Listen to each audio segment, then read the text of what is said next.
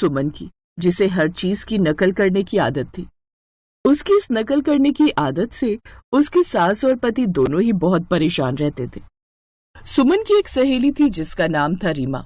उसका घर किसी महल से कम नहीं लगता था। सुमन जब भी रीमा के घर जाती तो उसके आलीशान घर की साज सज्जा को ही देखती रहती और घर आकर वैसा ही कुछ अपने लिए भी करती। सुमन, ये पैसे तो मैंने तुम्हें घर का राशन लाने के लिए दिए थे और तुम उन पैसों का झूमर और महंगे महंगे सोफे के कवर खरीद लाई। पहले भी तो इतने सारे सोफे के कवर और महंगे महंगे झूमर, पेंटिंग और सजावट का सामान लाकर घर में लगा चुकी हो, और कितना सामान लाओगी? ये सब बेफिजूल के खर्चे हैं। अब मैं कुछ बोलूंगी तो बहू को बुरा लगेगा। पहले इतने महंगे सोफे खरीद लिए बहू तुमने, जबकि उन दिनों अनिल ने वंश और रिया दोनों के स्कूल में एडमिशन करवाए थे। पैसा कोई पेड़ पर नहीं लगता बहू, जिसे जब चाहो तब तोड़ तोड़ कर इस्तेमाल करती रहो। बचत करना सीखो, फालतू के खर्चे बहुत महंगे पड़ते हैं। मेरी सहेली रीमा को देखो, ऐसा आलीशान घर है उसका कि घर में घुसते ही ऐसा लगता है मानो किसी बड़े राजमहल में पहुंच गए हो। एक मेरा घर है, एक ढंग की चादर तक मैं नहीं बिछा सकती पलंग पर।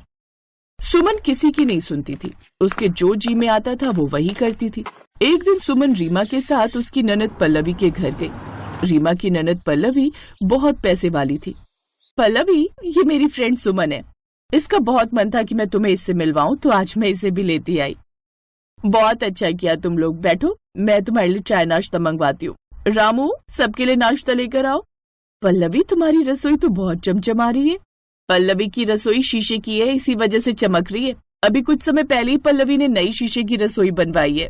हाँ, वो मेरी एक फ्रेंड है, उसकी रसोई शीशे की है। जब मैंने उसकी रसोई देखी तो मुझे बहुत अच्छी लगी, तो मैंने सोचा मैं भी अपनी रसोई शीशे की बनवा लेती हूँ। अभी कुछ दिन पहले ही नई रसोई बनवाई है। शीशे की रसोई देखकर सुमन का दिल ललचा गया और मन ही मन सोच लिया कि वो अपनी रसोई शीशे की बनवाएगी। घर जाकर सुमन ने इस बात की जिद पकड़ ली, मुझे शीशे की रसोई बनवानी है। क्या शीशे की रसोई? लेकिन कांच की चीज तो बहुत नाजुक होती है, और उस पर कितना खर्चा आएगा? तुमने ये क्या नई बात पकड़ ली है? रीमा की ननद ने भी तो बनवाई है, उसके घर में तो किसी ने मना नहीं किया। रीमा की ननद के पास पैसा है, वो अपनी सहूलियत के हिसाब से कुछ भी कर सकते हैं, लेकिन हम उतना खर्च नहीं उठा सकते बहू। अनिल अकेला कमाने वाला है और तुम ऊपर से उसे और खर्चे करने के लिए कहती हो। आप लोग बस बहाने बनाते हैं। मुझे भी अपनी सहेलियों में इज्जत चाहिए, और वो तभी मिलेगी जब मेरे घर में वैसी चीजें उपलब्ध होंगी जैसी मेरी सहेलियों के घर में होती है। अगले महीने रीमा की ननद मेरे घर आ रही है, मैं भी उसे दिखाना चाहती हूँ कि मेरी रसोई भी शीशे की है। सुमन किसी भी हालत में मान नहीं रही थी, उसे शीशे की रसोई बनवानी थी और वो इस बात के लिए रोजाना तंग कर रही थी। अनिल ने कुछ कर्ज उठाया और सुमन की खुशी के लिए शीशे की रसोई बनाने के लिए मजदूर बुला लिए। कुछ दिनों बाद चमचमाती शीशे की रसोई बनकर तैयार हो गई। वहां तक तो ठीक था, पर एक दिन गली के कुछ बच्चे बैट बॉल खेल रहे थे। उन्होंने जोर से बल्ला घुमाया तो बॉल सीधा सुमन की शीशे वाली रसोई के कांच पर जाकर लगी और एक हिस्सा टूट गया। हे भगवान, क्या हो गया? कुछ टूट गया क्या? दादी माँ, नीचे बच्चे बैट बॉल खेल रहे थे तो बॉल आ गई है, देखो कांच टूट गया। तुझे कहीं लगी तो नहीं ना? रसोई में कोई था तो नहीं? दादी, रसोई में कोई नहीं है, मम्मी तो बाजार गई है। तभी सुमन और अनिल आ जाते हैं।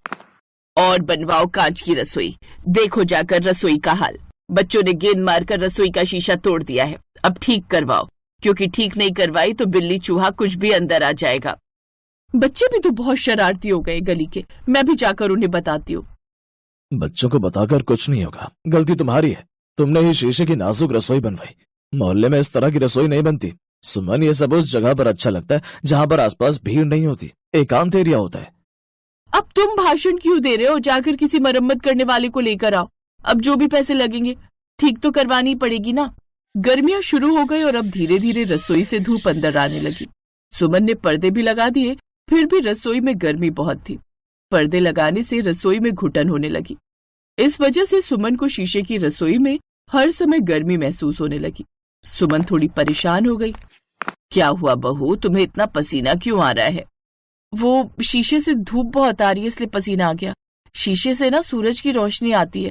सोच रही हूँ शाम को खाना बना लूं, इस टाइम तो रसोई में बहुत धूप है। जैसी तुम्हारी मर्जी बहू, बच्चे स्कूल से आ जाएंगे, कुछ खाने को मांगेंगे, मंगा लो फिर बाजार से कुछ। अब गर्मियों की दोपहर में सुमन रसोई में बिल्कुल भी नहीं जा पाती थी, क्योंकि धूप की वजह से शीशे गर्म हो जाते थे। उसने जिद करके रसोई तो शीशे की बनवा ली, पर अब वो खुद ही परेशान हो रही थी। एक शाम रीमा अपनी ननद के साथ मिलने आ जाती है। क्या तुमने शीशे की रसोई बनवा ली? बहुत गलत किया तुमने सुमन। मैंने तो खुद शीशे की रसोई तुड़वाकर मॉड्यूलर हवादार किचन बनवाई है, पत्थर और वुड का काम करवाया। मैंने तो शीशे का बहुत कम इस्तेमाल किया है क्योंकि गर्मी बहुत लगती है रसोई में। मैंने तो शौक में बनवा ली थी पर बाद में परेशान हो गई थी, पिछले महीने ही तुड़वा दी। अब तो नई बन गई है, देखना तुम आकर, मेरी नई किचन बहुत सुंदर है। रीमा की ननद पल्लवी की बात सुनकर सुमन का चेहरा उतर गया और उसे उस दिन एहसास हुआ कि सचमुच नकल करके उसे कुछ नहीं मिला, बल्कि नकल करके शीशे की रसोई बनाकर आज वो खुद ही पछता रहा था। वो सुमन की बहुत रिस्पेक्ट करता था और उसे प्यार भी बहुत करता था। उसने एक बार फिर से रसोई को ठीक करवाया। माँ जी, आई एम सॉरी, मैं जानती हूँ मेरी नकल करने की आदत ने फालतू के बहुत पैसे खर्च करवा दिए। अब मैं प्रॉमिस करती हूँ मैं कभी भी किसी की नकल नहीं करूंगी। मुझे जिस चीज की जरूरत होगी उसी पर खर्च किया करूंगी। ये हुई ना समझदारी वाली बात बहू, हमेशा खुश रहो। उसके बाद से ही सुमन ने अपने नेचर को चेंज किया और दूसरों की नकल करनी बंद कर दी। अब जिस चीज की जरूरत होती थी सुमन उसी चीज के लिए पैसे खर्च करती थी।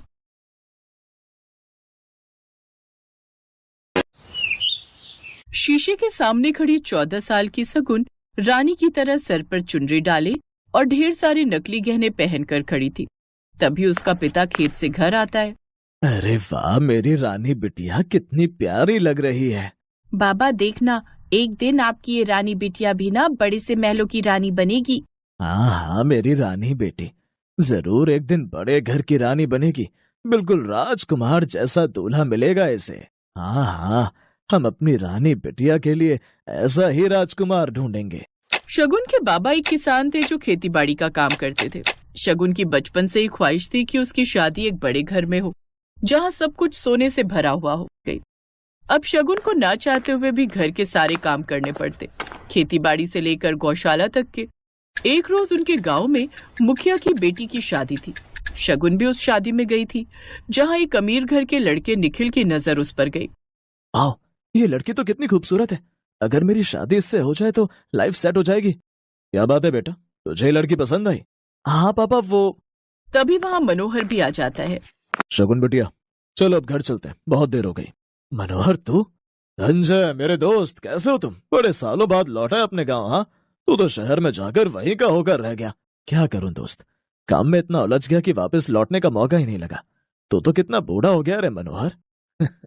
गरीबी इंसान को वक्त से पहले बूढ़ा कर देती है दोस्त, लेकिन तू तो अभी भी वैसा ही है, एकदम फिट। बस टकलू हो गया, बाल उड़ गए तेरे।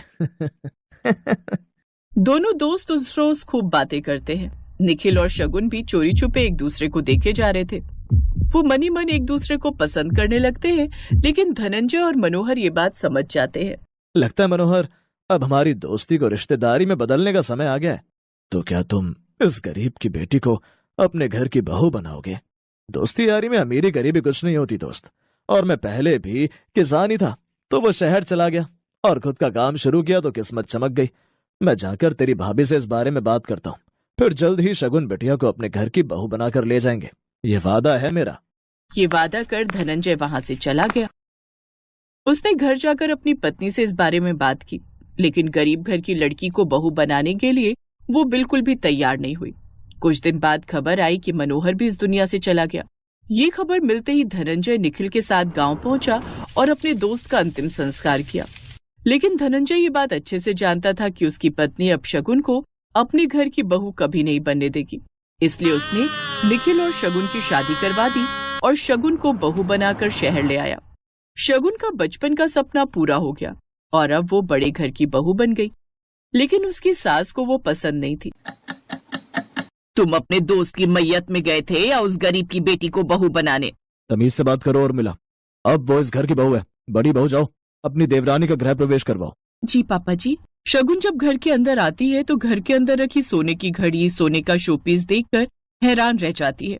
उधर उर्मिला गुस्से से भर जाती है। एक और गरीब लड़की आ गई मेरे घर में।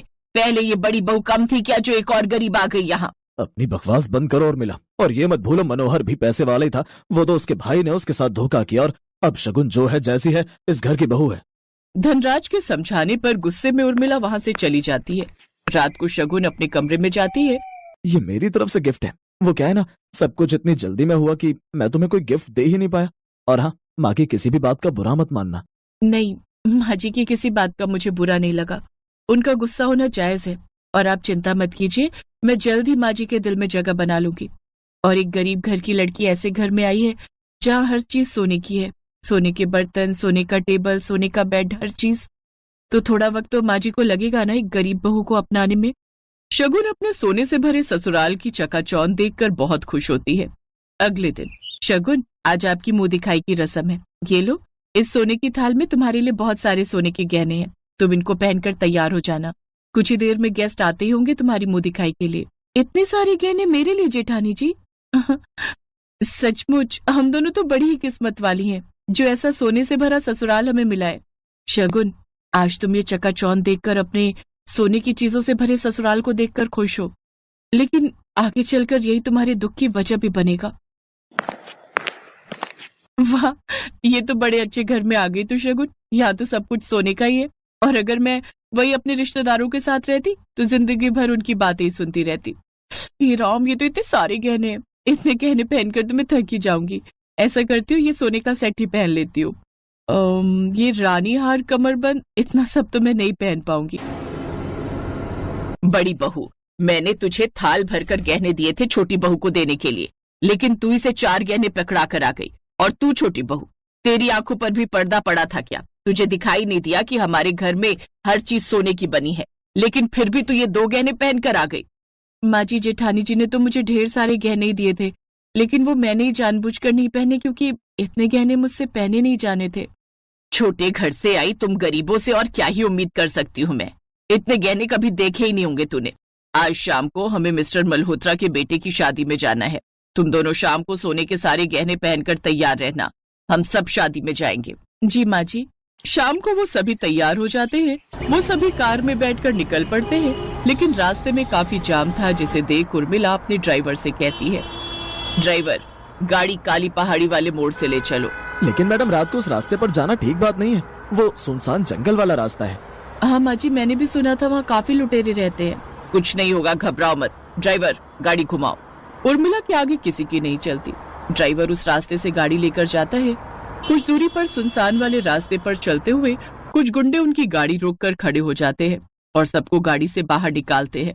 आज तो लगता है सोने का सारा शोरूम चलकर हमारे पास आया है। ए बुढ़िया, चल अपने सारे गहने निकाल और अपनी दोनों बहुओं को भी बोल। खबरदार जो मेरे गहनों को हाथ भी लगाए तो। माँ जी, ये इनसे बहसबाजी करने का समय नहीं है। अरे जान रहेगी तो गहने और भी बन जाएंगे। नहीं, मैं नहीं दूंगी। गुंडे उसे चाकू मार देते हैं।